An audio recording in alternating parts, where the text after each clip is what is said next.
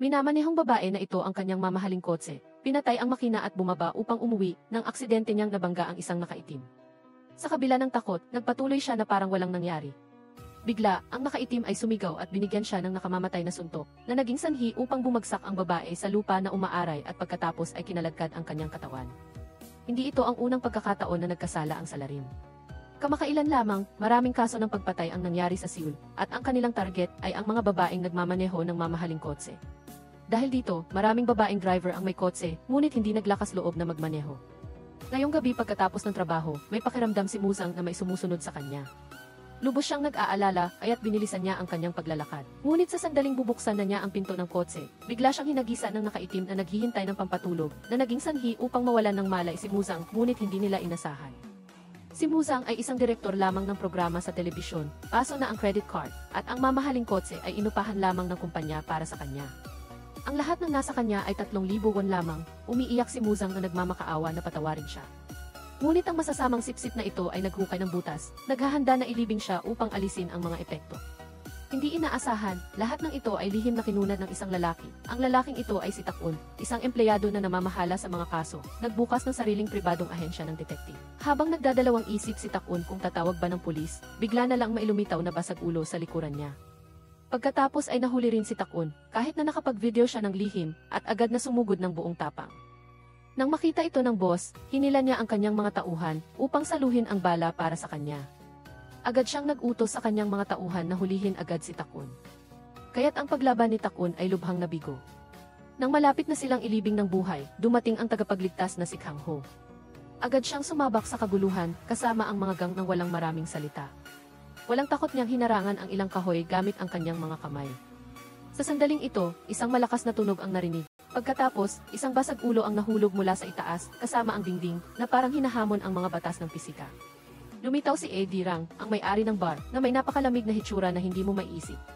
Kasama niya ang ilang tauhan na bihasa sa Wing Chun. Kaya't sa maikling panahon, ang gang na ito ay nahuli lahat, ngunit sa huli, ang lahat ng kredito ay napunta kay Kang-ho. Tinanong ng kanyang kasamahan si Kang-ho kung siya ba talaga ang nag-iisang nakahuli sa mga ito. Pinatunayan ni Kang-ho na ordinaryong bagay lang ito. Lumabas na si Dirang ay isang dalubhasa sa paglutas ng mga kaso, at ang kanyang ama ay isang napakayamang tao. Samantala, si Musang, upang iligtas ang rating ng kanyang programa, kaya't palihim niyang inimbestigahan ang kasong ito kasama si Tak-un. Sadyang nagpahuli siya upang makalusot sa loob ng kaaway at mangalap ng ebidensya. Ngunit hindi niya inasahan na mahulog siya sa kamay ng tunay na gang, buti na lang at dumating si Kang-ho para iligtas siya sa tamang oras. Habang nagtatalo si Musang at Kang-ho kung sino ang may karapatan sa paglutas ng kaso, isang nakakatakot na pangyayari ang naganap. Nang gabing iyon, isang guro sa high school ang natagpuang patay sa parke. Ang pamamaraan ng salarin ay labis na malupit, maraming saksak sa katawan ng guro. Bukod pa rito, sadyang iniwan ng salarin ang armas sa pinangyarihan ng krimen. Ang kasong ito ay humantong din sa isang pagpatay 13 taon na ang nakakaraan. Malapit nang bumagsak ang kapahamakan sa lalaking ito. Sa sandaling huminto siya at tumingin sa paligid, pagkatapos, biglang may lumabas na nakaitim na lalaki mula sa likuran. Bago pa siya makareact, walang awa na siyang sinaksak ng maraming beses ng lalaki. Pagkatapos ay iniwan niya ang armas na may mga fingerprints sa pinangyarihan at umalis ng mayabang. Sa lugar ding ito, 13 taon na ang nakalilipas, isang estudyante sa high school ang walang awang pinatay gamit ang martilyo. Iniwan din ng salarin ang armas sa pinangyarihan at umalis. Magkatulad ang pamamaraan ng krimen sa dalawang kaso, arehong sinadyang iwan ang armas sa pinangyarihan. Nilapitan ni Musang si Tak-un, ang tagapamahala ng kaso, sa pag-asang malulutas ang kasong ito bago pa ang pulisya, para pataasin ang ratings ng kanyang programa, upang mapanatili niya ang kanyang trabaho. Ipinagpalagay ni Tak-un na ang salarin ay isang malupit at hindi makontrol ang galit. Sinaktan ng taong ito ang ulo ng isang estudyante sa high school ng higit sa 40 beses gamit ang martilyo, at iniwan ang armas na may kanyang mga fingerprint sa pinangyarihan ng krimen. Malinaw na may bakas ng guwantes, ngunit nang suriin, maraming fingerprint sa armas.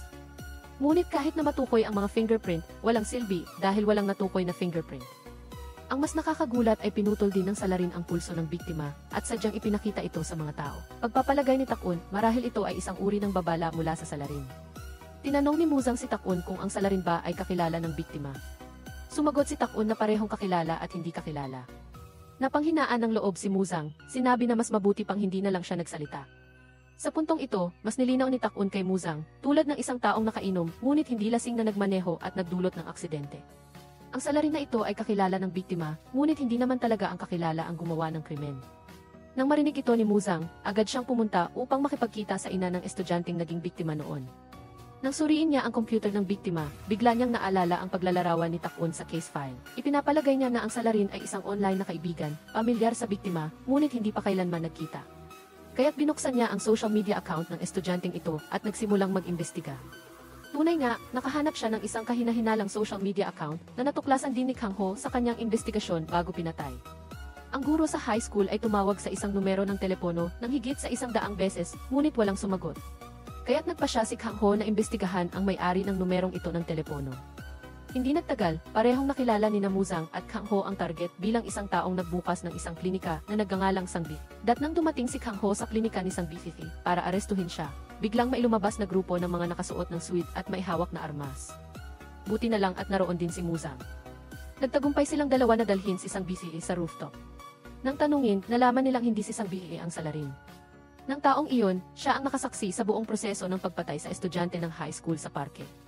Dahil mahina ang paningin niya sa gabi, hindi niya nakita ng malinaw ang mukha ng salarin. At dahil sa takot na madamay, hindi nagulat si Sangbi sa pulis. Ngunit tungkol naman sa kaso ng guro, walang alam si Sangbi. Nagkakaroon na ng hinala sina Kang Ho at Muzang na malamang na iisang tao lang ang gumawa ng dalawang kaso. Kaya't si Muzang at Takun ay nagtungo upang hanapin ang forensic doctor na si Ban Ethi, matapos makita ni Ban Ethi ang bangkay ng napatay na guro sa high school. Sa pamamagitan ng mga saksak sa bangkay, mabilis niyang napagpasyahan na ang lahat ng saksak ay mula kaliwa patungong kanan. Bukod pa rito, magkatulad ang dalawang kaso, kaya't maaaring tapusin na kaliwete ang salarin. Dagdag pa rito, parehong malubhang nasira ang dalawang bangkay bago mamatay. Samantala, ikinumpara naman ni Kang Ho ang mga fingerprints sa ebidensya sa dalawang kaso at nakarating din sa konklusyon. Ang mga fingerprints sa armas sa parehong kaso ay nagmula sa iisang tao. Nangangahulugan ito na ang unsolved murder case 13 taon na ang nakakaraan at ang pagpatay sa guro sa high school ay ginawa ng iisang tao. Muling kinwestiyon ni Kang Ho si Sangbi.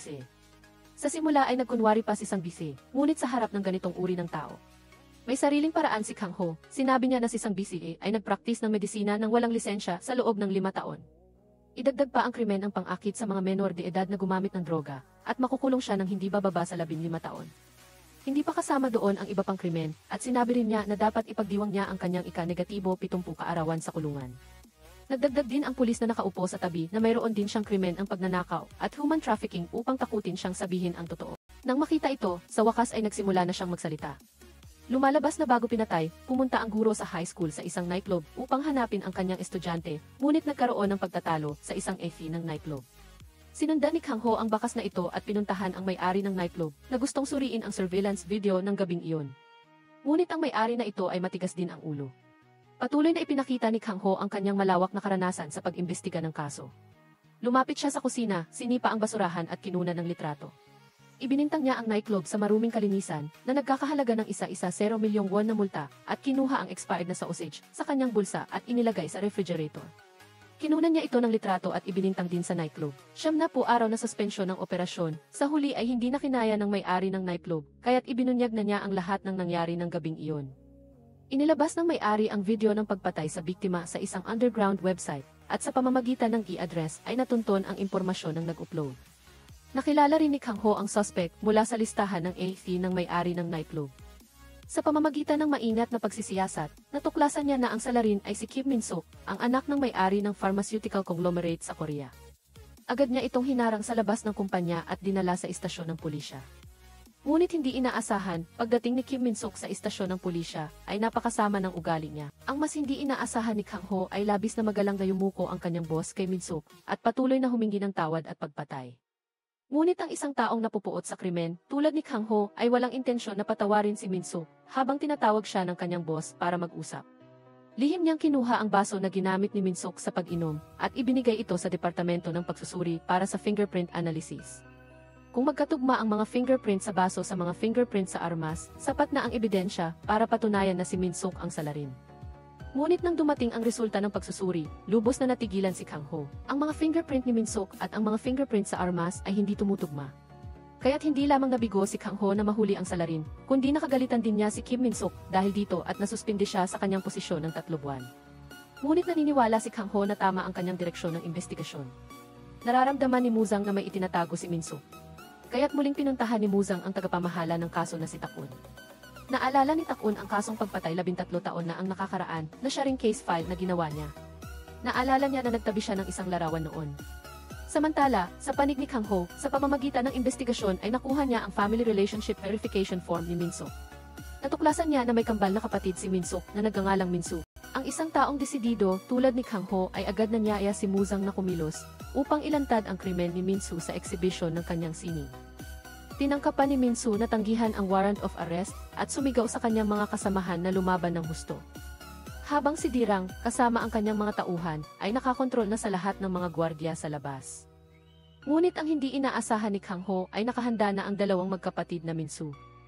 Upang maiwasan na makuha ni Kang Ho ang mahahalagang ebidensya ng kaso, ang mga fingerprint, sinadya nilang kiskisin ang dulo ng kanilang mga daliri upang sirain ang mga fingerprint kahit na nahuli na sila ni Kang Ho. Ngunit kung walang mahalagang ebidensya, kailangan pa rin silang pakawalan pagkatapos ng 48 oras at patuloy na makakaiwas si Min-soo sa hustisya sa pamamagitan ng pera at kapangyarihan.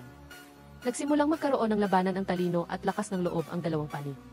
Pagkalipas ng 48 oras, nang papalabas na si Min-soo, inilabas ni Kang Ho ang ulat ng tugmang fingerprint. Mayabang na sinabi ni Min-soo na tapos na ang 48 oras ng emergency arrest warrant at sinabihan si Kang Ho na lumayo. Ngunit tumanggi si Kang Ho, sinabing nakuha na niya ang mga fingerprint nito at pagkatapos ay ipinakita ang resulta ng pagsusuri. Ganap na tumutugma ito sa mga fingerprint sa armas, labis na nagulat si Min-soo nang marinig ito. Lumabas na kahit sirain ang mga fingerprint, hindi ito ganap na nawawala. Sa loob ng 48 oras, unti-unting gagaling ang sugat sa epidermis. Dahil dito, muling lumitaw ang mga fingerprint at sa paulit-ulit na pagkuha at pagtutugma ng fingerprint. Ang mga fingerprint na nasuri ay ganap na tumugma sa mga fingerprint sa armas at sa gayon ay sila na mismo ang nahuli. Kaya't nalutas ang dalawang kaso ng pagpatay, ngunit sa sandaling ito, nang dumating ang sasakyan ng presong papunta sa intersection, bigla itong nabangga ng isang cargo truck. Ang sasakyan ng preso ay puno ng mga mamamatay tao at mga brutal na kriminal. Ang preso na si Min Chai mula sa sunod-sunod na pagpatay 13 taon na ang nakakaraan ay nasa sasakyan din at pagkatapos ng malakas na pagbangga, halos lahat ng nasa sasakyan ay namatay. Napansin ni Min Chai ang pagkakataon at mabilis na lumapit sa hindi malay na gwardiya. Kinuha ang susi upang buksan ang kanyang posas. Pagkatapos ay ibinigay niya ang susi sa kanyang kasamang preso na si Kang Soo. Sa lalong madaling panahon matapos kumalat ang balita tungkol sa pagtakas ni Min Chai, ang pumatay sa 4 na biktima, at ang kriminal na si Kang Soo na sangkot sa isang sindikato, bumagsak sa kaguluhan at takot ang buong Seoul. Nang araw na iyon, isang babae na nagngangalang San Mei Tan Lam ang sinundan ng isang hindi kilalang tao. Pag-uwi niya, bigla siyang inatake ng salarin. Matapos patayin ang biktima, inilagay siya ng salarin sa bathtub at nag-iwan ng butterfly symbol sa lig niya. Bukod doon, wala nang ibang ebidensya na natagpuan sa pinangyarihan. Kahit ang sistema ng surveillance sa koridor ay ganap na naputol. Ilang taon na ang nakakaraan, sunod-sunod na inatake ng salarin ang 4 na biktima. Matapos gawin ang krimen, lagi siyang nag-iiwan ng simbolo ng paru-paro sa kanilang katawan. Bukod pa rito, lahat ng biktima ay babae. Ganito rin sa biktimang ito. Mula sa target hanggang sa paraan ng paggawa ng krimen, ang salarin ay may pagkakapareho sa mga nakaraang kaso. Walang duda, ang salarin ay si Min Chai, ang serial killer na nakatakas kamakailan. Ngunit nang suriin niya ang naunang footage ng kamera, natuklasan ni Kang Ho na may paso sa kamay ang salarin na wala naman sa kamay ni Min Chai. Kasabay nito, nalaman ni Murang sa pamamagitan ng investigasyon na ang biktima ay ang asawa ng driver ng truck. Ang mas kakaiba pa ay, ang driver na iyon at si Kang Soo ay magkababayan. Maraming tanong ang bumabalot sa kaso. Nagpasya sina Kang Ho at Murang na simulan ang investigasyon mula sa bilanggo record ni Min Chai. Ang resulta ay lubos na nakakagulat sa kanila. Natuklasan nila na sa panahon ng kanyang pagkakakulong, nakatanggap si Min Chai ng maraming sulat mula sa kanyang ina. Ngunit malinaw na naaalala ni Kang Ho na matagal nang patay ang kanyang ina. Habang naguguluhan sila, isa pang karakter ang nakakuha ng kanilang pansin. Pagkatapos ng masusing pagmamasid, napagtanto nila na ang taong iyon ay si Pulis Tak-un. Siya ba ay kasabwat? Ngunit nang makipagkita sila kay Tak-un, sinabi niya na mali ang direksyon ng investigasyon ng pulisya. Sa totoo lang, hindi si Min Chai ang salarin sa kaso ng pagpatay sa paru-paro.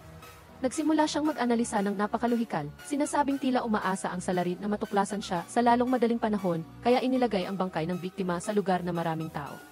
Ngunit ang bangkay ay natagpuan sa isang lugar na maraming tao, ngunit walang ni isang saksi, at walang naiwan na bakas, malinaw na isang planadong pagpatay. Bukod pa rito, malamang na pagkatapos ng pagpatay ay saka pa lamang itinago ang bangkay. Pagbalik sa istasyon ng pulisya, maingat na sinuri ni Kang Ho ang lahat ng nakaraang kaso. Sinuri din ni Murang ang mga detalye ng mga kaso, at sabay nilang natuklasan ang isang kaso ng paghihiwa ng katawan sa kariton. Nangyari ito pagkatapos mahuli si Min Chai, na nagpapakita na hindi si Min Chai ang salarin sa kaso ng pagpatay sa paru-paro. Ang kaso ay puno ng mga tanong na parang nababalutan ng hamog. Kung hindi si Min-chae ang salarin, sino ang tunay na salarin? Bumalik si Kang Ho sa detective team, at nang planuhin niyang muling imbestigahan ang kasong ito, sinuspindi siya ng kanyang superior. Sinubukan ni Kang Ho na pumasok sa pinangyarihan ng krimen ni Kang Soo upang mag-imbestiga, ngunit hinarang siya ng pulisya, at sinabing wala na siyang karapatang mag-imbestiga. Sa sandaling ito, tumawag si Tak-un, at inanyayahan si Kang Ho sa opisina ng Forensics Ban-is. Sinabi niya kay Kang Ho na ang pagpatay kay Kang Soo ay imitasyon ng kaso ng pagpatay sa paru-paro, at hindi gawa ni Min-chae. Dahil may alibi si Min-chae noong panahong namatay si Kang Soo, kasama niya si Tak-un, kaya pala. Dahil sa pagkakamali ni Tak-un sa pagbuo ng kaso laban kay Min-chae, napagkamalan si Min-chae na salarin sa kaso ng pagpatay sa paru-paro, kaya siya nakulong ng walang kasalanan. Ito rin ang dahilan kung bakit nagmamadali si Tak-un na baliktarin ang kaso ni Min-chae. Nagpasya sina Kang Ho at Tak-un na muling tukuyin ang direksyon ng investigasyon. Ang unang biktima sa kaso ng pagpatay sa paru-paro ay isang empleyado ng bangko. Ang pangalawa ay isang nurse sa ospital. Ang pangatlo ay isang empleyado ng gobyerno. At ang pang-apat ay isang abogado. Ang biktima sa kaso ng paghihiwa ng katawan sa kariton ay isang may-ari ng salon. Mula sa mga taong tila walang kaugnayan sa isa't isa, nakahanap si Kang Ho ng isang karaniwang punto. Sila ay lahat ng pasyente ng parehong ospital, at di nagtagal ay natukoy nila si Dr. Chang Due. Siya ay naugnay sa lahat ng apat na biktima, ngunit nang tanungin nila ang kinaroroonan ni Chang Due, ipinaalam sa kanila na namatay ang doktor 7 taon na ang nakakaraan dahil sa sakit.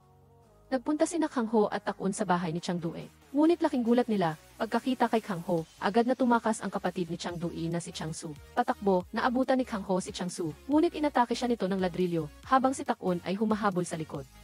Matapos maingat na obserbahan ang silid, natuklasan niya ang isang nakakagulat na lihim. Ito ay si Chang Soo ay maihilig sa pagkolekta ng mga paru-paro, at sa sandaling ito, bumalik si Kang Ho at nakita rin ang eksena. Ngunit mas nakakagulat, si Chang Soo ay may napakalapit na relasyon kay Dr. Mina. At si Dr. Mina ay may relasyon sa biktima bilang kasamahan, kaya mas nagiging interesante ang mga detalye ng kaso. Hula ni Tak-un na magkasintahan sila, ngunit nakita ni Kang Ho na ang isang seasonal worker sa isang abandonadong pabrika tulad ni Chang Soo ay nakikipag-date sa isang doktor. Nakita niya itong napakahirap intindihin. Sa kabilang banda, nais ni Murang na gamitin ang kasong ito upang mapataas ang ratings ng palabas. Matapos mag-imbestiga, pinaghihinalaan niyang tumakas si Kang Soo sa kulungan kasama si Min-chae at hindi pinatay ng salarin sa kaso ng pagpatay sa paru-paro, kundi ginaya lamang ang kaso ng pagpatay sa paru-paro. Ilang taon na ang nakalipas, nakulong si Kang Soo dahil sa pagkakasangkot sa kaso ng pagkahulog ng manggagawa mula sa gusali. Ngunit nang muling imbestigahan ni Murang, natuklasan niyang wala si Kang Soo sa pinangyarihan noong nahulog ang manggagawa. Matapos makahanap ng mga pahiwatig na may kaugnayan kay Kang Soo, agad na pinuntahan ni Murang si Dirang upang sabihin ang kanyang mga hinala. Ibinigay ni Murang ang kanyang telepono upang ipakita at sinimulang ipaliwanag sa kanya. Sinabi niya na ang araw na naaksidente ang manggagawa ay gabi ng Hunyo 6, 2018, ngunit noong panahong iyon ay nanonood si Kang Soo ng fireworks display sa Jeju Island. Kaya, nagbigay si Murang ng paghusga na, kung iba ang nagtulak sa empleyado ng kontratista mula sa itaas, nakulong ba si Kang Soo para sa kanya? Naniniwala si Murang na alam ng tunay na kriminal na nagkasala siya ng malubhang krimen, kaya't maaga siyang tumakas, at pagkatapos ay nais niyang patayin ang hindi tapat na si Kang Soo. Hindi makapaniwala si Dirang sa mga sinabi ni Murang, nagpasya siyang kumpirmahin ito sa kanyang sarili. At syempre, alam na rin ni Dirang kung sino ang pumatay kay Kang Soo. Tinungo ni Dirang kasama ang dalawa niyang tauhan ang suspect na si Taesung, ngunit sa lakas na mayroon siya ngayon ay natural na hindi niya pinapansin si Dirang. Hindi man lang siya gumalaw at ang dalawang tauhan ay sumugod ng walang salita. Ngunit nang dumakot si Dirang sa kanyang bulsa, natuklasan niyang nakalimutan niya ang kanyang asthma inhaler sa bar, kaya't inatake siya ng matinding hika, at pilit lamang niyang nilabanan ito. Kasabay nito, hinahabol ni Min-chae, na nakulong ng walang kasalanan, ang pulis na nagpakulong sa kanya. Sa sandaling iyon, nakita rin ni Kang Ho at Tak-un ang eksenang ito. Upang pigilan si Min-chae na magkamali, mabilis silang humabol upang pigilan siya. Ngunit pagkahabol nila, dumating din ang pulisya. Habang pinapayuhan ni Tak-un si Min-chae, labis na nagalit si Min-chae at sumugod patungo sa kanya. Agad na nagpaputok ang pulisya ng walang pag-aalinlangan. Ngunit ang bala na orihinal na nakatutok kay Min-chae ay sinalo ni Tak-un at nakitang bumagsak si Tak-un sa lupa. Hindi na makatiis si Min-chae at sumugod, kahit si Kang Ho ay hindi siya mapigilan. Kaya, binaril si Min-chae sa tiyan ng pulis, habang si Dirang naman. Dahil sa muling pag-atake ng hika, halos mamatay na siya sa bugbog. Sa sandaling malapit na siyang tamaan ng nakamamatay na suntok, dumating si Murang upang iligtas siya. Sa kabilang banda, mabilis na dinala si Min-chae at Tak-un sa ospital. Narating din ni Dirang ang kanyang pagtakas at dinala siya ni Murang sa ospital. Samantala, agad na nagdaos ng press conference ang pulisya, at inihayag na nahuli na ang salarin sa serial murder case na si Min-chae. Hindi ito ikinatuwa ni Kang Ho dahil alam niyang hindi si Min Chai ang salarin sa kaso ng pagpatay sa paru-paro. Ngunit ngayon ay talagang wala siyang magawa dahil wala siyang sapat na ebidensya upang mahanap ang tunay na salarin. Ngunit wala na siyang gaanong oras. Nang bumalik siya sa bahay ng suspect na si Kang Soo upang suriin, natuklasan ni Kang Ho ang mga female hormone pills sa mesa. Mayroon ding iba't ibang uri ng sigarilyo sa ashtray, at pagkatapos ay binalot niya ang mga ito. Pinasuri niya ito sa kanyang kasamahan. Sa kanyang maraming taon ng karanasan sa paghawak ng mga kaso, sinabi sa kanya ng kanyang intuwisyon na ang katotohanan sa likod ng kaso ng pagpatay sa paru-paro ay tiyak na may kaugnayan kina Mina at Chang Soo. Kaya, pinuntahan niya si Mina at sinabi sa kanya na si Chang Soo ang suspect sa kaso ng pagpatay sa paru-paro. Dahil noong araw ng pangangaso ng ulap, lahat ng TV sa paligid ay sinira ni Chang Soo. Bukod pa rito, mula sa resulta ng pagsusuri ng ETH sa katawan ng biktima, natuklasan din na ang salarin ay isang taong may apelyidong Chang. Sinabi ni Kang Ho ang A. Chang-ki upang takutin si Mina. Upang mailabas ang kanyang lihim, pinaalalahanan niya si Mina na nangungulekta siya ng sapat na ebidensya upang arestuhin si Chang Soo. Gusto niyang mailabas ang mga pagkakamali ni Mina at Chang Soo. Pinayuhan din niya si Mina na kung makontak niya si Chang Soo, dapat sabihin niya rito na sumuko upang hindi lumala ang sitwasyon. Sa panig naman ni Murang, matapos puntahan ni Dirang si Taesung, mas lalo siyang naging sigurado sa kanyang hinuha. Talagang naitanim si Chang Soo sa bilangguan at ang nasa likod ng utos ay malamang si Taesung. Samantala, ang taga-usig na si Jongho na namamahala sa kaso ng pagpatay sa paru-paro noon ay malamang na protektor ni Taesung, at sa mismong sandaling ito, isang taong nagpakilalang testigo sa kaso ng pagpatay kay Chang Soo ang biglang lumitaw. Nagkaroon ng hindi inaasahang pagbabago sa kaso, ngunit hindi posibleng dalhin si Taesung para sa pagkakakilanlan. Pagkatapos, nakaisip si Murang ng isang plano. Sa seremonya ng pagbubukas ni Taesung at Jongho, sinadya niyang ilantad ang kanyang sarili. Pagkatapos, sinadya niyang ibunyag ang impormasyon tungkol sa saksi sa kaso kay Taesung. Nagkunwari si Murang na tumatawag tungkol sa saksi sa kaso ng pagpatay kay Chang Soo at nagbunyag ng maraming lihim na impormasyon. Pagkatapos ay nagkunwari siyang makikipagkita sa saksi. Matapos maniktik ang dalawang tauhan, naiulat nga nila ito. Nang makita na matagumpay ang plano, sinadya ni Murang at ang saksi na maglakad sa kalsada. Nakahabol na rin ang mga pinadala ni Taesung sa likod. Pagkatapos, isinakay nila ang dalawa sa sasakyan at dinala sa isang abandonadong bodega. Tinanong ni Murang ang saksi, nakita mo ba ang taong ito noong araw ng pagpatay kay Chang Soo? Agad na kinumpirma ng saksi na tama ito. Pagkatapos ay sinabi niya kay Taesung na noong araw na pinatay si Chang Soo, nakita ng lalaking ito si Taesung sa pinangyarihan. Umiti si Taesung na parang tinutuya si Murang. Alam na ni Taesung ang lahat ng plano ni Murang. Agad niyang inalis ang nakatagong kamera sa salamin ni Murang. Pagkatapos, lahat ng camera device sa kanyang katawan ay natagpuan at tuluyang nawasak. Pagkatapos ay inutusan ni Taesung ang kanyang mga tauhan na asikasuhin, sina Murang at ang saksi. Sa puntong ito, ginamit ni Murang ang kanyang huling alas. Bigla siyang sumigaw ng malakas na ikinagulat ni Taesung. Hindi niya alam kung tawag ba iyon sa kabayo o asno. Mabuti na lang at dumating si Dirang sa oras. Sa pagkakataong ito, dala na niya ang kanyang asthma spray. Sinimulan niyang gamitin ang lahat ng kanyang kakayahan sa pakikipaglaban. Hindi nagtagal, nalinis niya ang lahat ng gulo. At nakuha na rin ni Murang ang susi ng ebidensya. Inilabas niya ang nakatagong kamera mula sa bulsa ng saksi. Ngunit sinadya nilang palayain si Taesung. Dahil alam nilang kailangan nilang palayain ang maliit na isda upang makahuli ng malaki. Kasabay nito, hindi na nakatiis si Mina sa mga banta ni Kang Ho. Kaya, sumama siya kay Chang Soo upang sumuko sa istasyon. Inakala ni Kang Ho na sasabihin ni Chang Soo ang buong katotohanan. Sino ang mag-aakala na aaminin lamang niya ang paninira sa mga gikis camera at itatanggi ang pagpatay? Pagkatapos ay nagbigay pa siya ng alibi noong araw na nasaktan si Sun Mai. Sinabi ni Mina na noong nangyari ang krimen, nasa internet cave si Chang Soo. At malinaw ding nakasaad sa camera na 8 oras pa lang noon. Hindi pa rin naniwala si Kang Ho. At inakala niyang nagkukunwari ang dalawa. Kahit alam niyang may mali sa kwento, hindi niya agad makita ang tunay na ebidensya. Ngunit siguradong naging matagumpay ang kanyang plano na ilabas ang katotohanan na naging dahilan upang pumunta si Chang Soo sa istasyon ng pulisya. Siguradong may itinatago sila kaya nila ginawa iyon. Muling nagsimulang mag-isip si Kang Ho sa ibang paraan. Dahil alam na niya kung sino ang gumaya sa modus operandi sa kaso ng pagpatay kay Chang Soo. Ngunit kulang pa rin ang malinaw na ebidensya. Sa pagkakataong ito, kailangan niyang makahuli ng 2 ibon sa isang bato. Paano may iwasan ang pagkawala ng maraming ibon hanggat maaari? Ginamit nila ang bentahe ng media ni Murang. Nag-broadcast sila ng anunsyo na hindi si Min Chai ang salarin sa kaso ng pagpatay sa paru-paro. Sa broadcast, inihayag din na si Taesung ang utak sa likod ng pagpatay kay Chang Soo. Nagtulak ito kina Taesung at Jongho sa bingit ng bangin. Kasabay nito, natuklasan ni Kang Ho ang isa pang sikreto ni Mina. Kaya, agad niya itong dinala sa istasyon ng pulisya. Batay sa resulta ng pagsusuri, ang mga upos ng sigarilyo sa bahay ni Mina ay naglalaman ng isip ng dalawang magkaibang lalaki. Bukod pa rito, ang dalawang lalaking iyon ay parehong may apelyidong Chang at magkapatid pa. Hindi pa patay si Chang Duay, 7 taon na ang nakalipas, inideklara na siyang patay ng kanyang kapatid na si Chang Su. Ngunit sa mga dokumento, nakasaad na siya ay patay na. At si Chang Duay ay si Mina na ngayon. Hinila ni Kang Ho ang benda sa kamay ni Mina. Natuklasan niya na may sugat ang kanyang kamay. Ito ang sugat na naiwan noong pinatay si San Mei. Sinabi ni Kang Ho na bago mamatay si San Mei, kinagat niya ang kamay ng salarin.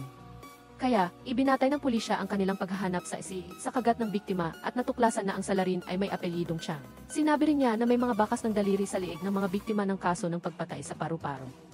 Mula doon, malalaman na ang salarin ay may maikli at makapal na hinlalaki. At ang salarin din mismo ay may sakit na maikling hinlalaki. At lahat ng mga pahiwatig na ito ay tumuturo kay Mina. Sa puntong ito, umamin na rin siya. Si Mina, na dating si Chang Duay, ay nakakilala kay San Mei.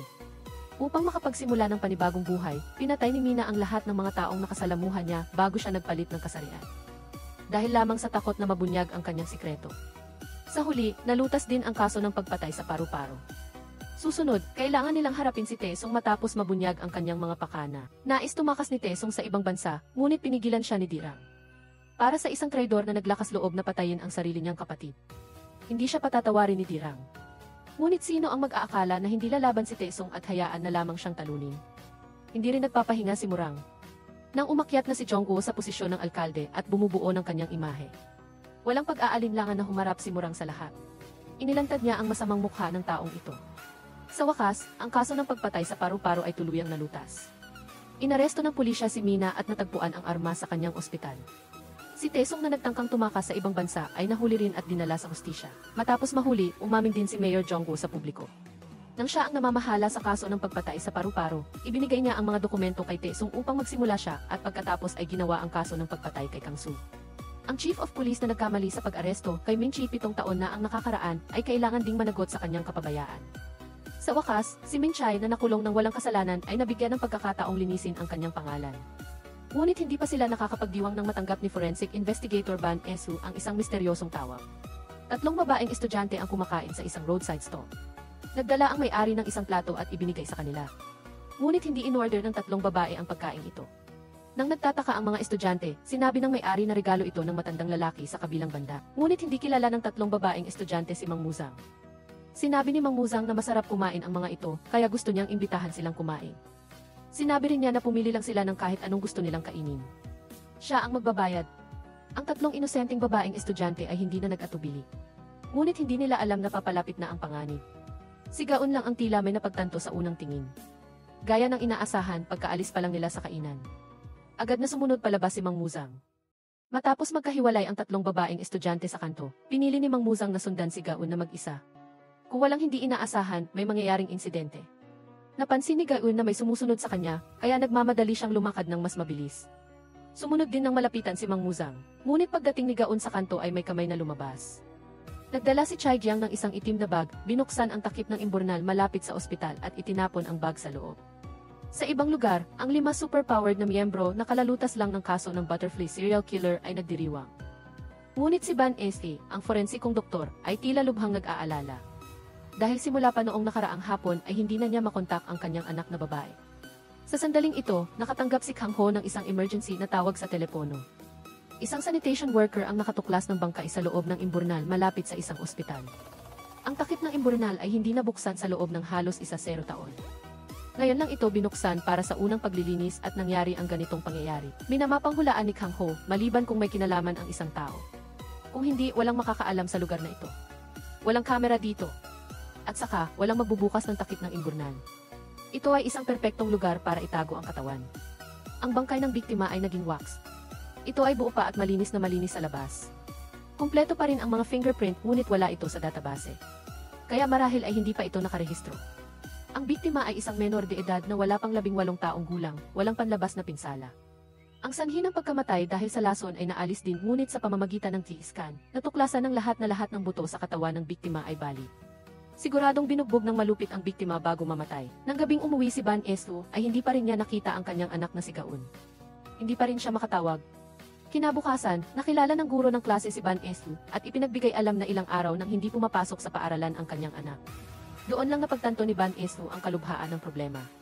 Paglabas niya ng gate ng paaralan, mas lalong nakaramdam ng pagkabahala si Van Estu. Nagpadala siya ng mensahe kay Gaun, ngunit sa pagkakataong ito ay mabilis siyang nakatanggap ng tugon. Ang nilalaman ng mensahe ay humihingi ng paumanhin ang anak, nagkaroon sila ng kaunting pagtatalo sa isang kaibigan kahapon. Ayos lang daw siya. Sa puntong ito, panatag na si Van Estu sa ibang lugar. Si Muzang, na yumayaman dahil sa script ng palabas sa telebisyon, ay biglang nakatanggap ng isang mensahe. Ang mensahe ay nagsasaad na mayroong isang grupo ng mga nakakatakot na taong lagalak. Maging ang pulisya ay hindi sila mahuli. Kung hindi ko sila papatayin muna, sila ang papatay sa akin. Ang profile picture ng nagsumbong ay si Gaun. Samantala, ang kaso ng bangkay sa imburnal ay itinalaga sa isang pangkat na walang alam tungkol dito. Sa sandaling ito, biglang sumugod si Dechin para pigilan ito dahil ipinakita ng ulat ng otopsya na ang biktima ay ang kanyang kaibigan noong elementarya. Gusto ni Dechin na imbestigahan ang kasong ito, ngunit mahigpit na tumanggi ang team leader. Dahil hindi maaaring umasa sa personal na damdamin ang investigasyon. Ngunit determinado si Dechin na imbestigahan ang kasong ito ng lubusan at hulihin ang salarin sa kanyang sariling mga kamay. Nagpunta siya sa ospital para hanapin si Chemin, ang sikat na bully sa paaralan na madalas mang-api ng ibang estudyante. Bagaman isa ng respetadong doktor si Chemin ngayon. Ngunit nang mawala si Chinsu, si Chemin ay tinanong din sinabi ni Dechin na patay na si Chinsu at natagpuan na ang kanyang bangkay. Nagulat si Chemin nang marinig ito. Nagpatuloy si Dechin at sinabing ang sanhi ng kamatayan ay dahil sa pisikal na puwersa. Maraming bali ang buto ang natagpuan. Walang pakiramdam na sinabi ni Chemin, ganoon ba? Kawawa naman. Dahil araw-araw siyang nakikipag-away sa lahat. Sumagot si Dechin, hindi. Araw-araw binubugbog si Chinsu, binubugbog ni na Chemin at Kivong. Sinabi ni Chemin na nangyari lang iyon sa araw na iyon at hindi araw-araw. Tinatanong ni Dechin kung paano ipapaliwanag ni Chemin na ang lugar kung saan natagpuan ang bangkay ni Chinsu ay sa ilalim ng imburnal ng ospital kung saan nagtatrabaho ang ama ni Chemin kung hindi dahil sa pagbubukas ng takip ng imburnal ng sanitation worker para linisin. Ang bagay na ito ay mananatiling nakabaon magpakailanman, hindi kailanman matutuklasan. Kaya, pinaghihinalaan ni Dechin na ang pagkamatay ng kaibigan niyang si Chinsu ay tiyak na may kinalaman kay Chemin noong nasa paaralan pa si Dechin, wala siyang kakayahang pigilan ang masasamang gawain ng mga ito.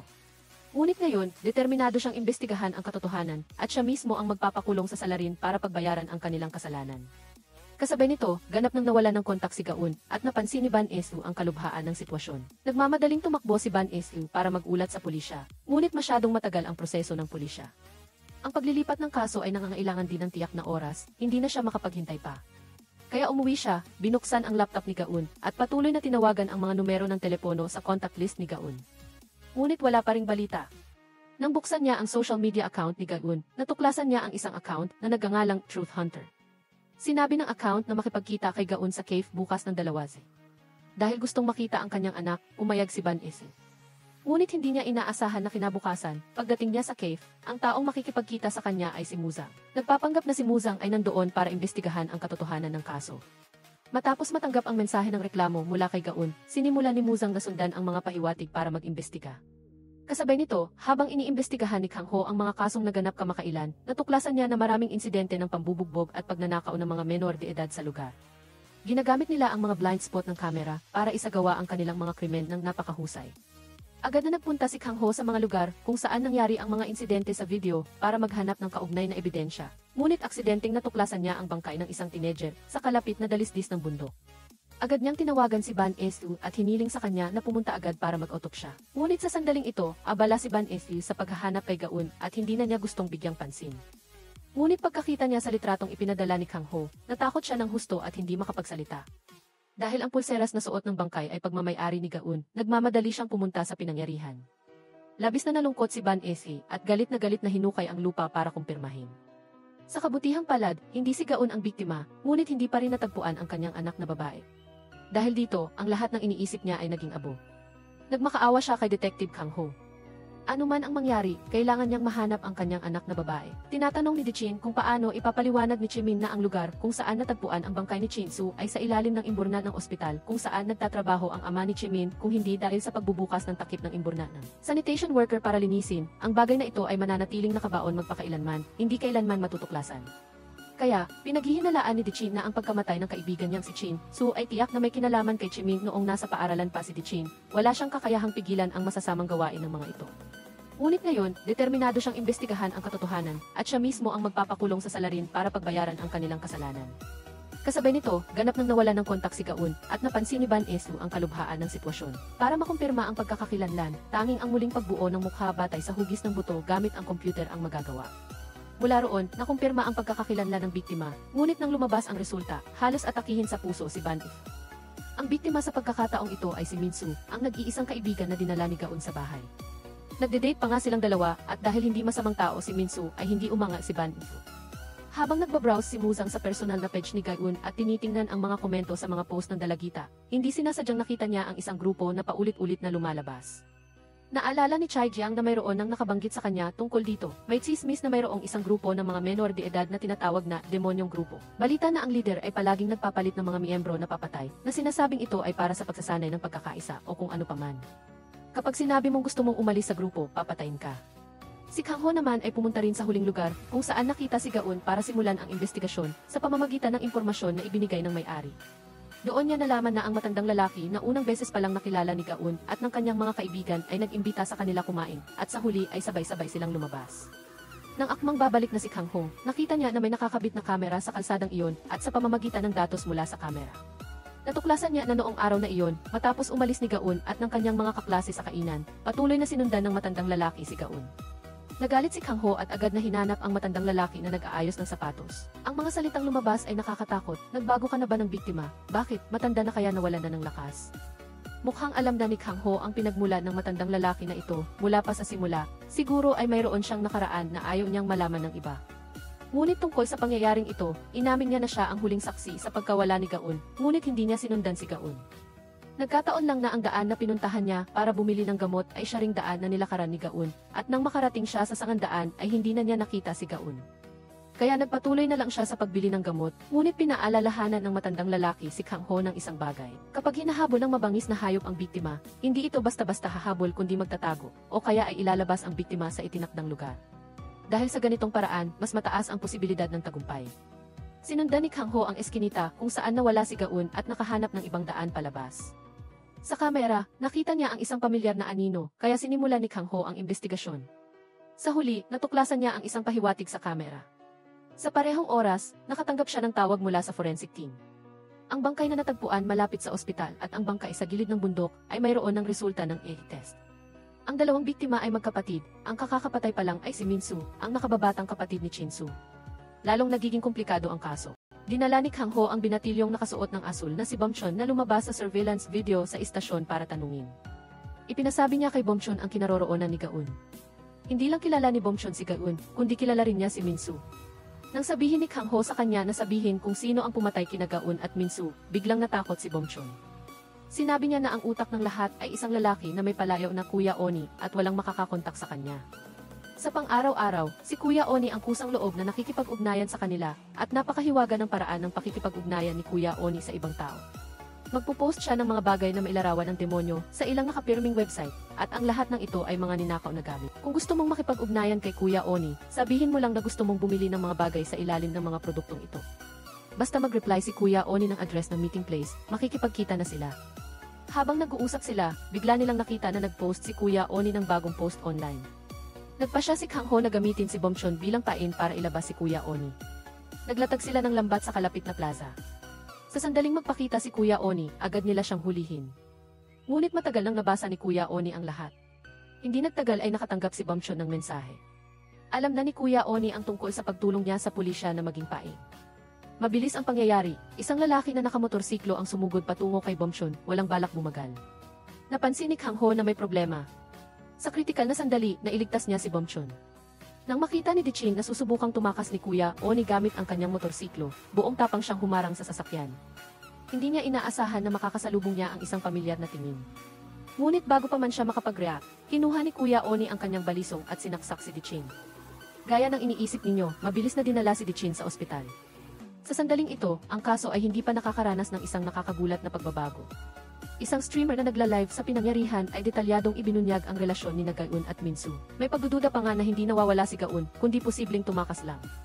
Agad ding sinakyan ng media ang mainit na isyong ito at dinagdagan pa ng kung ano-anong detalye para maging mas makapigil hininga ang balita. Sa isang iglap, naging napakainit na drama ang kwento. Akala nyo ba ay ingay lang ito? Kung ganoon, nagkakamali kayo ng husto. Matapos basahin ang balita, dinala ni Ban Esu ang laptop ni Gaun sa forensic department para patunayan kung totoo ang mga bali-balita. Pagkatapos, palihim niyang kinuha ang fingerprint ni Gaun sa screen ng computer at nag-log in sa system. Nang ikumpara niya ito sa fingerprint na natagpuan sa armas na naiwan sa pinangyarihan ng pagpatay kay Minsu, ang resulta ng ulat ay nagdulot ng pagkawala ng pagpipigil sa sarili ni Ban Esu. Magkatulad ang fingerprint ni Gaun at ang fingerprint sa armas sa pinangyarihan ng pagpatay kay Minsu. Ngunit si Dichin, nang magising sa ospital, ay sinabi kay Kang Ho na nakita niya ang mukha ni Kuya Oni. Ang taong ito ay si Kivong. Kasabay nito, natagpuan ni Muzang si Gaun na nakakulong sa isang lihim na silid. Ngunit hindi niya alam na sa sandaling iyon, si Kuya Oni ay nakatayo na sa likuran niya. Hawak ni Gaun ang isang bakal na nanginginig, puno ng galit ang kanyang mga mata. Bigla siyang sumugod, ang kanyang target ay si Kuya Oni na hindi pa rin napapansin ni Muzang.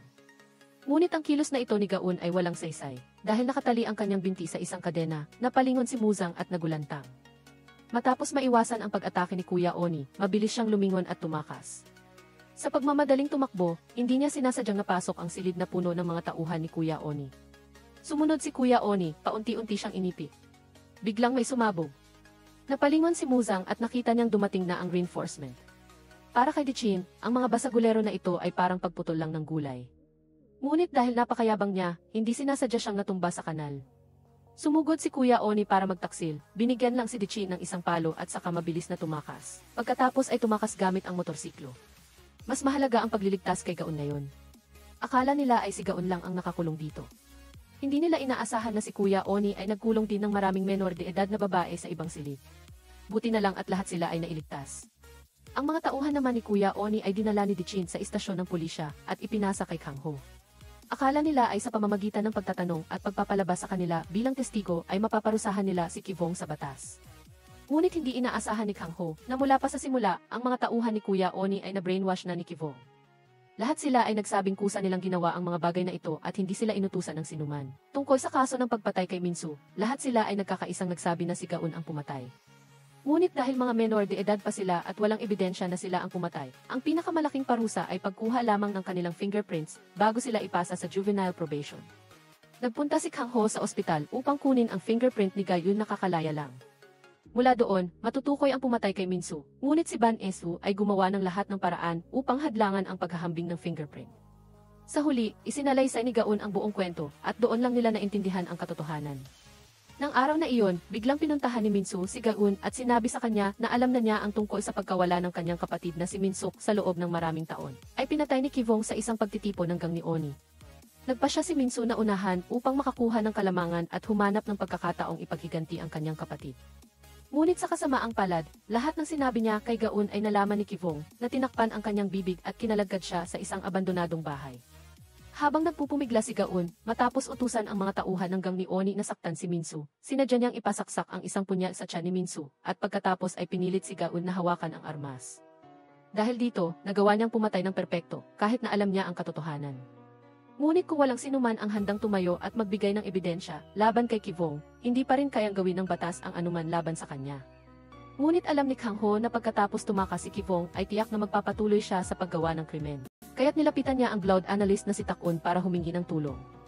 Matapos suriin ng detalyado ni Tak-un ang paraan ng krimen at ang operating area ni Kivong, mabilis nilang natukoy na malamang na lumitaw siya sa mga lugar kung saan madalas kumilos ang mga naglayas na menor de edad. Hinihikayat niya ang mga menor de edad na ito na magrebelde, muling itatag hanggang upang gumawa ng mga krimen, ngunit ang lugar na nais nilang hanapin ay napakalawak, aya't kailangan nilang humingi ng tulong kay Dichin. Pinagsama ni Dichin ang mga taong may kaalaman sa balita na pinakamalapit sa Commercial Street, at pagkatapos ay ipinamahagi ang larawan ni Kivong sa kanila. Di nagtagal ay natuklasan nila ang kinaroroonan nito, at agad nilang hinabol ito tulad ng paghabol sa isang kuneho. Ikinulong sa isang eskinita na hindi abot ng kamera, at iisa lang ang layunin ni Kang Ho sa paggawa nito. Iyon ay ang bugbugin muna ang basurang ito, ibinagsak niya ang kalaban sa lupa, binugbog niya ito hanggang sa sumigaw ng tulong bago dinala sa istasyon ng pulisya para tanungin. Muling pinuntahan ni Dichin si Chimin sa ospital. Sa pagkakataong ito, kinandado niya ang kalaban at dinala ito kaagad, at sinabi pa niyang masyadong mahaba ang kuko ng kalaban kaya siya na lang ang magpuputol nito. Sabay na dinala sina Kivong at Chimin sa istasyon ng pulisya. Kinuha ni Kang Ho ang resulta ng 8th test na nakolekta mula sa biktima at kapareho ng 5th ni Kivong at iwinagayway sa harap niya. Sa panig naman ni Dichin, bago pa man siya makapagsalita ay diretsong sinabi na ni Chimin na hindi tugma ang 5th ng biktima sa kanyang 5th. Nang makita niya ang kanyang kumpiyansa, agad na binuhusan ni Dichi ng malamig na tubig si Chemin na hindi makapaniwala sa nakita niyang resulta. Lumabas na ang dahilan ng kanyang kumpiyansa ay dahil mayroon siyang acute leukemia at sumailalim sa bone marrow transplant. Pagkatapos ng bone marrow transplant, ang ACE ay magiging katulad ng sa donor, kaya't dati ay hindi tugma ang resulta ng blood test, ngunit ang mga kuko at buhok ay nagpapanatili pa rin ng orihinal na sequence. Ito ang dahilan kung bakit sinadya ni Dichi na tulungan siyang gupitin ang kanyang mga kuko. Ngunit sa kabila nito, hindi pa rin kayang gawin ng batas ang anuman kina Chemin at Kivong. Dahil pareho silang wala pang 14 na taong gulang nang gawin nila ang pag-atake at pagpatay sa kapatid ni Minsu. Sa South Korea, ang mga kabataan na 0 hanggang 14 na taong gulang na gumawa ng krimen ay hindi mananagot sa ilalim ng batas, maliban kung may makitang ebidensya na gumawa sila ng krimen pagkatapos nilang maging 14 na taong gulang. Matapos patayin ang kapatid ni Minsu 0 taon na ang nakakaraan kasama si Kivong, hindi na muling gumawa ng krimen si Chemin, kaya't nakalusot siya sa butas ng batas. Lumabas siya sa istasyon ng pulisya mismo sa ilalim ng ilong ni Dichi, ngunit ang kumpiyansa ni Kivong ay nawala nang ipagtapat siya ng kanyang mga tauhan, kaya't siya ay pinakain ng estado sa loob ng 80 taon. Sa puntong ito, sa wakas ay nalutas ang kaso ng pagpatay sa menor de edad. Pagdating kay Dichi, salamat sa tulong ng lahat, sa wakas ay nahuli niya ang pumatay sa kanyang kaklase na si Minsu, at pinahirapan niya ito sa ilalim ng batas ayon sa gusto niya. Ang 5 miyembro ng super team ay nagdaos ng libing para sa magkapatid na Minsu. Nang akalain ng lahat na si Chemin ay patuloy na mamumuhay ng malaya sa batas, nagkaroon ng hindi inaasahang pangyayari. Nang gabing iyon, natuklasan ng asawa ni Chemin na kakaibang pinatay ang kanyang asawa sa loob ng bahay.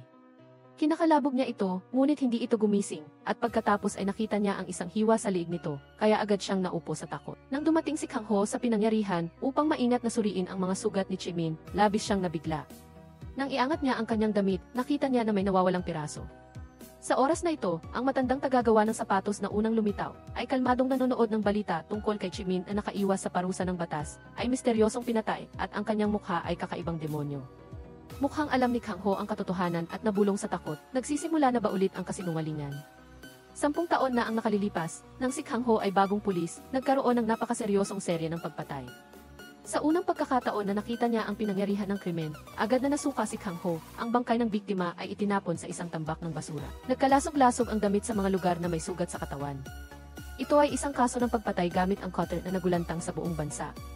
Simula 2,000 hanggang 2010, kabuang 22 tao ang pinatay ng salarin. Iba sa motibo ng ibang mga mamamatay tao, ang salarin sa kasong ito ay kumitil ng buhay ng tao para lamang pumatay. Ang paraan ng paggawa ng krimen ay napaka-abnormal din pagkatapos sugatan ang biktima gamit ang cutter. Sa huli ay sasakalin sila hanggang sa mamatay. Pagkatapos ay lilinisin ang bangkay gamit ang bleach at muling bibihisan ang biktima. Pagkatapos ay gagawin ang paghati ng bangkay. Nang sinusuri nila ang pinangyarihan, biglang may ingay mula sa tumpok ng mga kalat sa tabi. Isang maswerteng nakaligtas ang biglang lumabas. Natakot ang lahat. Ito ang unang maswerteng nakaligtas na buhay mula nang mangyari ang kasong ito. Pagkatapos ng investigasyon, ang biktima na si Jiang Min ay kaklase pala ng maswerteng nakaligtas na si Chai Jiang noong high school. 3 araw bago sila magkita ay sabay silang nawala. Bakit ganoon na lang ang pagpapatawad ng malupit na mamamatay tao kay Chai Jiang para masagot ang tanong na ito? Nagpunta si Kang Ho at ang kapitan sa ospital para hanapin si Chai Jiang na tulala pa rin. Ngunit dahil labis siyang natakot, hindi niya maalala ang mukha ng salarin. Ang unang pinangyarihan ng krimen o ang boses ng taong ito. Pagkatapos ng pagtatanong at investigasyon, natuklasan ni Kang Ho na 1 linggo bago mangyari ang krimen, nagpunta si Chai Jiang sa istasyon ng pulisya upang mag-ulat. Sinabi niya na may isang lalaking sumusunod sa kanya. Ngunit sinabi ng pulis na si Desu ay isang taong may kapansanan sa pag-iisip na kilala ng lahat sa lugar. Sinundan ng address, pumunta si Kang Ho sa bahay ng matandang tagagawa ng sapatos. At nakilala si Desu na dumating upang maghatid ng express delivery. Inilabas ni Kang Ho at ng kapitan ang larawan ng biktima na si Chai Jiang at ipinakita sa kanya. Ngunit wala siyang alam, at takot na takot siyang tumakbo sa banyo nang banggitin ni Kang Ho ang pagpatay na nangyari kamakailan. Sinabi rin ni Sochon na wala siyang alam, at sinabi rin niyang kilala niya ang karamihan sa mga babaeng estudyante sa malapit. Ngunit wala siyang anumang impresyon tungkol sa 2 babaeng ito. Gayunpaman, nang bumalik si Kang Ho sa opisina at muling sinuri ang mga larawan sa pinangyarihan ng krimen, ang kasalukuyang sitwasyon ay nagparamdam sa kanya na napakakahina-hinala ng taong ito. Kaya't sinabi niya ang pagtuklas na ito sa kapitan. Lumipat ang matandang lalaking ito sa probinsya ng Gongjido noong 1990 at mula noon ay naganap ang kaso ng pagpatay gamit ang pamuto ng papel. Pagkatapos noong nakaraang taon nang lumipat siya dito, nangyari ang kaso ni Giang Min at Chai Jiang. Ngunit ipinagpalagay naman ng kapitan na maaaring ito ay nagkataon lamang. Hindi sumuko si Kang Ho, malinaw na kahapon nang pumunta siya sa bahay ni So-chun.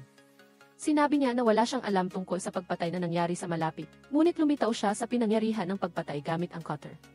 Kaya't inaprubahan ng kapitan ang search warrant para kay Kang Ho, ngunit ang isang 60 taong gulang na lalaki ba ay talagang may kakayahang kontrolin at patayin ang isang batang biktima. Nagpunta si Kang Ho sa bahay ni So-chun para magtanong at maghanap. Nang mag-spray siya ng gamot sa dingding, nakita niya ang dugo na nakagulat sa lahat ng naroroon. Ngunit si Kang Ho ay kalmado dahil lahat ng ito ay ayon sa kanyang hula. Si So-chun ay dinala sa istasyon ng pulisya, at si Desu na may kapansanan at ang kanyang lola ay walang magawa kundi tingnan lamang. Sa interogasyon, kalmado pa rin ang mukha ni So-chun. Ipinakita ng kapitan ang mga larawan ni So-chun sa pinangyarihan at sinabi niya na baka aksidente lang iyon. Sa oras na ito, ipinakita ng kapitan ang lahat ng larawan na kinunan sa pinangyarihan, walang pagbubukod. Lahat sila ay naroroon at tinanong ni Kang Ho ang tungkol sa mga bakas ng dugo na natagpuan nila sa banyo. Habang nag-aalangan si So-chun, natanggap ng kapitan ang ulat ng pagsusuri sa isip ng sample ng dugo sa dingding ng banyo ni So-chun. Pagkatapos makita ang resulta, pumasok ang hepe ng pulisya sa silid ng interogasyon na may pag-aalangan at paghingi ng paumanhin kay So-chun. Tulala si Kang Ho, hindi niya maintindihan. Lumabas na ang mga bakas ng dugo na natagpuan sa banyo ay pagmamay-ari ng asawa ni So-chun. May sakit siya sa baga at madalas siyang umuubo ng dugo. Hindi makapaniwala si Kang Ho habang paulit-ulit na tinitingnan ang resulta ng pagsusuri. Ngunit ang resulta ay nasa harap niya na hindi siya maaaring maghabla sa kanya batay lamang sa ilang litrato, kaya't kailangan niyang ibalik siya sa bahay.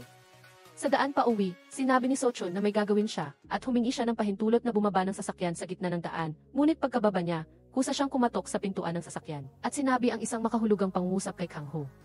Mukhang maayos naman ang batang babae, hindi naintindihan ni Kang Ho ang sinasabi niya. Pagkatapos ay dahan-dahan siyang tumalikod at umalis, tinitignan ni Kang Ho ang kanyang likod. Anumang isipin, napakakaiba nito. Naalala niya ang mga salita ni So-chun kanina. Malinaw na tinutukoy niya ang biktima na si Chai Jiang, ang maswerteng nakaligtas sa kaso. Napansin ang hindi karaniwan, mabilis na pinaharurot ni Kang Ho ang sasakyan patungo sa ospital. Ngunit sa kasamaang palad, nang makarating siya sa intersection, natigil ang trapiko. Pagdating niya sa ospital, natuklasan niya na nawawala si Chai Jiang, na naka-ospital. Nang magtanong siya, nalaman niya na kalalabas lang nito sa ospital. Sa sandaling ito, nakita ni Kang Ho ang isang napakapamilyar na figura. Siya si So-chun. Agad siyang sumugod upang harangin ito sa pagpasok pa lang sa elevator. Ngunit kalmado siyang sinabi na naubusan ng gamot ang kanyang asawa. Pumunta siya doon para lang kumuha ng gamot. Agad na tumakbo si Kang Ho sa inuupahang bahay ni Chai Jiang upang hanapin ito. Nang maglaon, narinig niya ang balita na mabilis na silang lumipat. Ang mga nakatagong salita ni So-chun ay patuloy na umalinggaw sa isip ni Kang Ho. Tumakbo siya sa gusali malapit sa tirahan ni So-chun upang makipagkita sa gwardiya. Gamit ang kanyang pagiging pulis, nakuha niya ang lahat ng video surveillance malapit sa gusali at pinanood ang mga ito sa buong gabi. Sa wakas, kinabukasan, natuklasan niya ang kinaroroonan ni Jiang Min sa isang kamera. Ang mas nakakagulat kay Kang Ho ay malinaw na ipinapakita sa video na bago mawala ang biktima, pinuntahan niya si So-chun. Hindi na siya mapakali. Agad siyang kumuha ng larawan at pinuntahan si So-chun para tanungin, hindi ba sinabi mo na hindi mo pa nakikita ang biktima? Ano ito? Tiningnan ni So-chun ang litrato, kalmadong kinuha ang isang peres ng sapatos at walang alinlangang sinabi. Ang biktima ay pumunta lang sa kanya para ipaayos ang sapatos. Hindi na naniwala si Kang Ho sa matanda sa harap niya. Hinila niya si So-chun palabas. Sa pagkakataong ito, kailangan niyang paaminin ang lahat. Umangal at nagpumigla si So-chun at naglaban ang dalawang panig. Bumagsak sa lupa si So-chun at kinunan ng litrato ng mga taong hindi nakakaintindi sa sitwasyon. Humadlang din ito kay Kang Ho na dalhin si So-chun. Mabilis na nakuha ng insidente ang atensyon at iniulat ng media. Pagkatapos ay binaluktot ang katotohanan upang maging pulis na nambugbog ng matanda. Nasuspinde si Kang Ho sa trabaho ng 6 na buwan dahil dito. Galit na galit siya ngunit hindi dahil sa suspensyon, kundi dahil hindi niya nahuli ang pumatay sa kaso ng pagpatay gamit ang pamuto ng papel. Lumipas ang 10 taon. Sa loob ng 10 taon na ito, patuloy na binabantayan ni Kang Ho ang bawat kilos ni So-chun dahil sigurado siyang siya ang pumatay sa kaso ng pagpatay gamit ang pamuto ng papel. Sa sandaling magkaroon ng kapabayaan si So-chun, agad siyang idudulog ni Kang Ho sa batas. Sa oras na ito, sinimulan din ni Direk Muzang ng programang ipaghahanap ng katotohanan na imbestigahan ang kaso. Mula sa pinuno ng security team ng apartment complex, nalaman niya na ang buong apartment complex ay puno ng kamera. Walang bulag na anggulo bago si Chimin ay pinatay, kahit isang langgam ay hindi makakapasok. Kinumpirma din ng pulisya na walang estranghero ang pumasok sa apartment complex bago nangyari ang krimen, ngunit hindi rin si Muzang ay ganap na walang nakuha. Sinabi ng isang tindera ng gatas kay Muzang na nang pumunta siya sa bahay ni Chemin upang mag-alok ng gatas, naramdaman niyang may tao sa loob ngunit walang nagbukas ng pinto nang pindutin niya ang doorbell. Narinig din niya ang mga boses na nag-uusap sa loob ng pinto, ngunit ang boses sa loob ng bahay ay kakaiba, malamang na hindi ang may-ari ng bahay. Batay sa tono ng boses, marahil ay matanda na ang nagsasalita at dumating ang gabi. Nang handa na si Muzang na umuwi, pagpasok niya sa kotse, bigla niyang napansin na mayroong isang kahon sa kanyang sasakyan. Mayroon ding tunog ng telepono na nagriring sa loob. Binuksan ni Muzang ang kahon at kinuha ang telepono. Sa kabilang dulo ng linya, isang lalaki ang mahinahon na nagsabi sa kanya na alam niya kung sino ang pumatay kay Chemin, nagpadala rin siya ng isang video. Samantala, bumalik si Kang Ho sa bahay ng biktima na si Chemin upang magsiyasat. Hindi sinasadya niyang natuklasan na mayroong isang fire escape guide na nakakabit sa harap ng kabinet. Kumatok siya sa dingding at nalaman niyang walang laman ang dingding, kaya agad niyang binuksan ang kabinet. Inilabas niya ang lahat ng laman ng kabinet at natuklasan ang isang nakatagong daanan sa likod ng kabinet. Upang madaling makatakas sa sunog, karaniwan nang mayroon silang peking dingding sa balkonahe. Ginamit ng salarin ang daanan na ito para makapasok sa bahay ni Chemin mula sa katabing bahay at doon ginawa ang krimen. Agad na bumalik si Kang Ho upang suriin ang mga taong lumabas at pumasok sa katabing bahay ni Chemin bago ang krimen. Sa wakas, nakakita rin siya ng isang kahina-hinalang tao na may daladalang maleta. Sigurado si Kang Ho na kung mahahanap niya ang maleta na ito, mahahanap din niya ang salarin. Sa katunayan, mayroon na siyang pinaghihinalaan. Humingi siya ng tulong kay Dichin upang lihim na humiling ng search warrant para sa kanya at pagkatapos ay pumunta sa bahay ng may kapansanan na si Desu upang mag-imbestiga. Ngunit sa simula pa lang, aksidente niyang nakasalubong si Desu na kakauwi pa lang. Nais ni Kang Ho na makipag-usap ng maayos kay Desu, ngunit galit na pinapaalis ni Desu ang grupo ni Kang Ho. Wala siyang magawa kundi kontrolin si Desu. Nang mga sandaling ito, natagpuan ni Dichin ang eksaktong kaparehong maleta sa surveillance video sa bahay ni Desu. Plano sana ni Dichin na arestuhin kaagad si Desu para imbestigahan. Ngunit ayaw ni Kang Ho na magkamali muli at hindi sila pwedeng basta-basta umaresto ng tao nang walang sapat na ebidensya. Kaya, sinabi niya kay Dichin na dalhin muna ang maleta para sa eksaminasyon.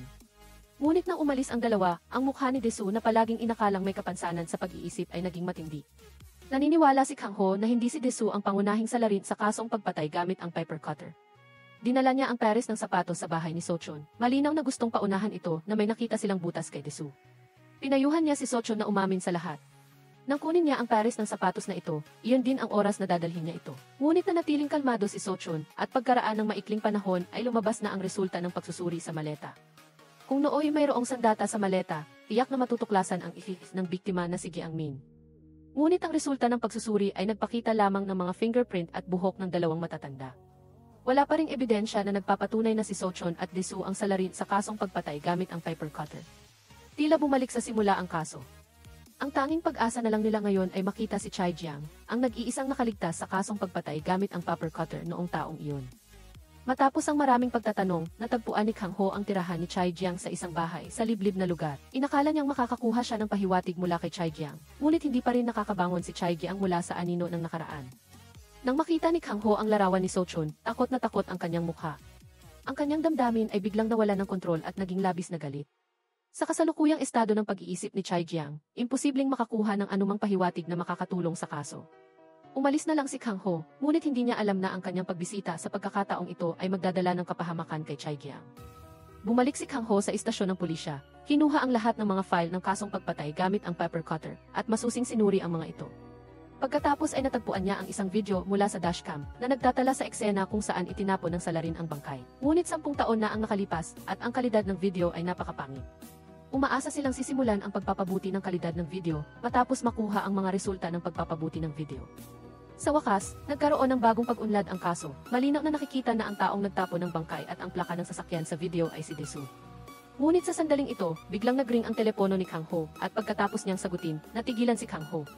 Dahil si Chai Jiang, ang nag-iisang nakaligtas sa kasong pagpatay gamit ang pepper cutter, ay nasaktan, alam na alam ni Kang Ho kung sino ang nakikipag-usap sa kanya sa kasong ito. Ngunit habang nalulungkot na lumingon si Kang Ho, muling lumitaw ang pamilyar na mukha. Nang tumakbo palabas si Kang Ho, nawala na si Sochon. Sa oras ding ito, ipinakita ng sistema na ang sasakyan na ginamit ni Desu sa krimen noon ay lumitaw malapit. Agad na sumakay si Kang Ho sa sasakyan at hinabol ang lokasyon ng sasakyan. Sa huli, natagpuan niya si Desu na nagtatangkang sirain ang ebidensya sa labas ng bayan. Tuwid nilang minaneho ang kotse patungo sa kanya. Habang siya ay nagsisikap sa huling pagkakataon, sumugod si Dichin at pinatid siya. Hinila ni Kang Ho ang isang plastik na tela na puno ng dugo mula sa metal na lalagyan. Pagkatapos ng pagsusuri, natuklasan nila ang ihi ng 2 tao sa plastik na tela. Ang isa ay si Chai Jiang na muling nasaktan pagkatapos ng 0 taon, at ang isa pa ay si Jiang Min na nasaktan sa bahay kamakailan lang. Sa pagkakataong ito, si Desu ay napatunayang nagkasala sa pagpatay gamit ang pepper cutter. At sa sandaling ito, isang itim na kotse ang biglang huminto sa harap ng istasyon ng pulisya, at itinapon nito ang isang sako na naglalaman ng buhay na tao. Nakasulat dito, "Ako ang tunay na salarin sa kaso ng pagpatay sa saradong silid." Lumalabas na ng araw na iyon, matapos bumalik sa kotse at makatanggap ng tawag mula sa misteryosong tao. Dinala ni Muzang ang video na ipinadala ng misteryosong tao upang hanapin si Takun. Tiningnan ni Takun ang video na dinala ni Muzang. Natuklasan niya na ang biktima sa video ay lumitaw sa kaso ng pagpatay sa saradong silid na sinuri niya maraming taon na ang nakakaraan. Lumapit si Muzang kay Ban Ethu para humingi ng tulong, at sa pamamagitan ng telepono na iniwan ng misteryosong tao sa kotse, natuklasan nila ang micro-evidence at isang espesyal na paraan upang kapusin ang biktima, at mabilis na nalutas ang kaso ng sunod-sunod na pagpatay sa saradong silid maraming taon na ang nakalipas, at sabay-sabay na nahuli ang salarin na nagngangalang Kidith Chai. Walang pakundangan pang sinabi ni Kidith Chai sa kanila na alam niyang may 2 salarin sa kaso ng pagpatay gamit ang pepper cutter. Ngunit ayaw niyang sabihin kung sino dahil hindi pulis ang grupo ni Muzang at Takun. At kung sila mismo ang mag-imbestiga at magkulong ng kriminal ay lumalabag din sila sa batas. Kaya, buong determinasyon nilang dinala ang tao at ang ebidensya sa pintuan ng istasyon ng pulisya, at agad na nag-organisa ng press conference ang pulisya na nagpahayag ng kaso ng sunod-sunod na pagpatay sa saradong silid upang makulong ang lahat ng mga salarin. Ngunit pakiramdam ni Kang Ho, maaaring si Desu ay kasabwat lamang. Nang tanungin si Desu, inamin niyang pumasok siya at sinaktan sina Jiang Min at Chai Jiang. Napakaluwag ng lahat, at nang ilabas niya ang larawan ni Sochun, sinubukan niyang itanong kung si Desu ba ay inutusan. Nagsimulang matakot si Desu. Sobrang kaba niya na napatayo siya sa silid ng interogasyon at umihi sa isang sulok ng silid. Sa sandaling ito, ang hepe ng pulisya, nasabik na makamit ang pagkilala para sa promosyon, ay biglang bumukas ang pinto. Dahil sa takot na baka maging mas komplikado ang mga bagay kung patuloy na imbestigahan ni Kang Ho, inutusan niya si Kang Ho na agad na maglabas ng hatol. Ngunit alam ni Kang Ho na hindi pa tapos ang kasong ito. Si Desu ay may 3 antas ng kapansanan sa pag-iisip, imposibleng magplano ng perpekto mag-isa at pumatay ng 22 tao nang walang iniiwang bakas. Nagsimulang gamitin ng hepe ng pulisya ang kanyang kapangyarihan na nagpigil kay Kang Ho na laging gustong malaman ang katotohanan. Ngunit sa sandaling ito, naglabas si Muzang na nagli-livestream ng programang paghahanap ng katotohanan ng isang nakagugulat na balita. Iyon ay ang pagtatapat ng salarin sa kaso ng sunod-sunod na pagpatay sa saradong silid. Sinabi niya na ang kaso ng pagpatay gamit ang pepper cutter ay may 2 salarin, ngunit isa lang ang nahuli ng pulisya. Hindi pa man nakakapag-break ang pulisya, nakatanggap na ng misteryosong tawag ang production team ni Muzang. Tinanong ng kausap kung si Muzang ba ang host ng kolum ng paghahanap ng katotohanan, at ang tumawag ay ang matandang tagagawa ng sapatos. Nakatingin siya kay Muzang sa screen ng computer, at hawak niya ang paper cutter na may dugo ng 12 ng tao. Kinuha ni Kang Ho ang larawan ni Sochun, at sinabi sa lahat na ito ang salarin sa kaso ng pagpatay gamit ang paper cutter. Walang sinuman ang makapaniwala, at tuwirang sinabi ni Muzang na kakapanayam lang niya ang 2 matanda kaninang hapon, at nakita niyang napakabait at simple nila na kahit walang pulis ay makakabuhay sila. Ngunit sinabi ni Kang Ho, dahil napakahusay nilang magtago, nagawa nilang gumawa ng karahasan sa loob ng maraming taon na nagdulot ng kapahamakan sa napakaraming inosenteng tao. At ang nagpatunay sa hinala ni Kang Ho ay ang pahayag ng salarin, si Kidith Chai, sa kaso ng sunod-sunod na pagpatay sa saradong silid. 10 taon na ang nakalipas, kakauwi lang ni Kidith Chai mula sa isang karahasan nang bigla niyang maamoy ang matapang na amoy ng dugo sa hangin. Sinundan niya ang amoy ng dugo sa labas ng sirang pabrika, at pagkatapos ay nakakita ng isang napakalaking nakakatakot na eksena sa bintana, kung saan 2 tao ang pilit na pinasasaktan ang 2 babae sa isa't isa, at ang buhay pa ay si Chai Jiang. Ngunit nang tanungin ni Kang Ho kung sino ang 2 taong iyon, hindi nagsalita si Kidith Chai. Sinabi lang niya na ang pinangyarihan ng krimen ay isang kalahating nakabaon na bodega, na napapalibutan ng ingay ng maraming makinang gumagana. Hindi na pwedeng ipagpaliban ang bagay na ito, kaya agad na humingi ng tulong si Kang Ho, at sinimulan nilang hanapin ang pinangyarihan ng krimen. Dahil alam niyang ang pinangyarihan ng krimen ay paulit-ulit ng ginamit ng hindi natutuklasan, kadalasan ay hindi na magbabago ang salarin ng lugar. Sa wakas, isang gabi, natagpuan ni Kang Ho ang lumang bodega, at agad siyang pumasok ng walang pag-aalinlangan. Ngunit hindi niya inaasahan na pagkalakad niya ng ilang hakbang ay biglang may lumabas na isang tao, at dahil hindi siya handa, agad siyang nawalan ng malay. Nang magising siya, isang matanda ang maihawak na pepper cutter at itinutok sa kanya, habang ang matandang babae na laging nakaupo sa wheelchair ay tumayo sa kabilang panig. Tinitingnan ni Muzang ang mga dokumentong larawan tungkol sa kaso ng pagpatay gamit ang pepper cutter, at may napansin siyang napakahalagang bagay. Bigla niyang naalala ang 2 matatanda na in-interview niya kaninang hapon, at napansin niyang ang kumot na nakatakip sa paa ng matandang babae ay pinagtagpi-tagpi mula sa mga piraso ng damit ng maraming biktima.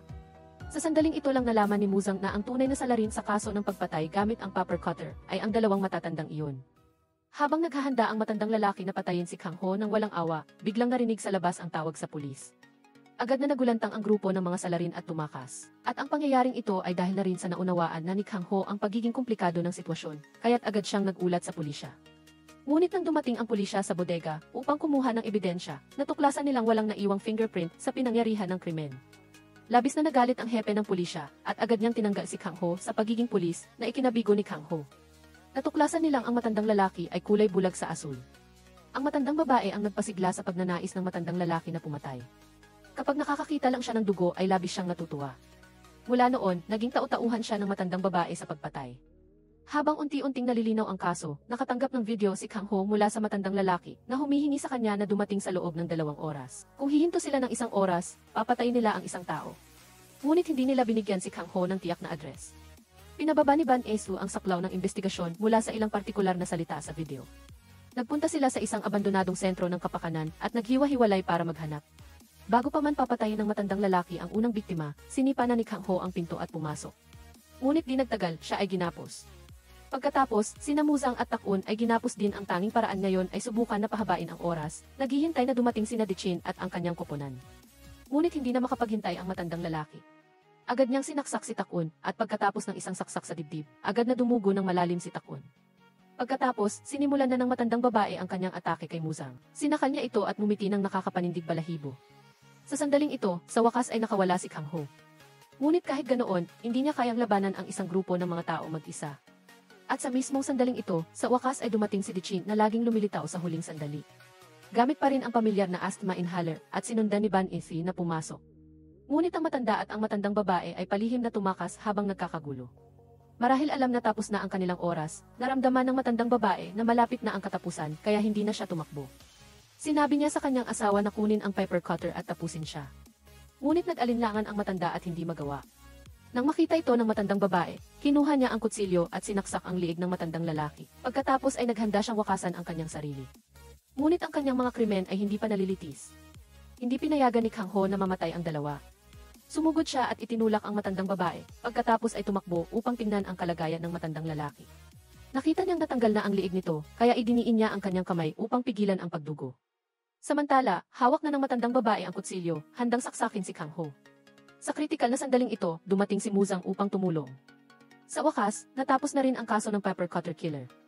5 tao na may 5 magkakaibang personalidad, ngunit nagkakaisa sa isang layunin, ang ipagtanggol ang hustisya. At ang huling dapat manggitin ay sa pangkat na ito ng 5 napakahusay na tiktik, bawat isa sa kanila ay may hindi simpleng pagkakakilanlan. Si Director Chai Jiang, na nagpapatakbo ng Kikon 3, ay nagsabi na kaya niyang talunin ang isang kalaban nang hindi man lang nahihirapan. Nag-iisa, minsan niyang nilabanan ang isang buong gang ng mga gangster. Si Forensics Tak-un naman ay isang kriminal na analista ng V. Siya ay dating eksperto sa kriminal na sikolohiya at pulis sa Amerika. Kilala siya bilang Sherlock Holmes ng Korea. Si Forensics Ban F din ang numero 1 forensics expert sa Korea. Napakahusay niya sa pamamahala sa autopsy table. Samantalang si Muzang ay isang journalist na naghahanap ng katotohanan, ang Wild Horse ng istasyon ng telebisyon. Para matuklasan ang katotohanan, kaya niyang isantabi ang kanyang sariling kapatid para sa katarungan. Siguro Kang Ho naman ay ang sukdulang katunggali ng lahat ng kriminal sa Korea. Tinatawag siyang urban criminal snatcher. Sino man ang matitigan niya ay hindi makakatakas. Si Dichin naman ang pinakagwapong criminal detective, ang perpektong katuwang ni Kang Ho. Ngunit ang wakas ng pelikula ay nag-iiwan sa atin ng pag-iisip. Nakatanggap ng tawag si Dichin. Ipinaalam na nakatakas na ang salarin sa kaso ng lihim na silid na si Tidis Chai. Marahil ay sinasabi rin nila sa atin na malapit nang lumabas ang bahagi 2. Dito na nagtatapos ang pelikula. Sabay-sabay tayong maghintay para sa bahagi 2. Paalam at hanggang sa muli. Bye-bye.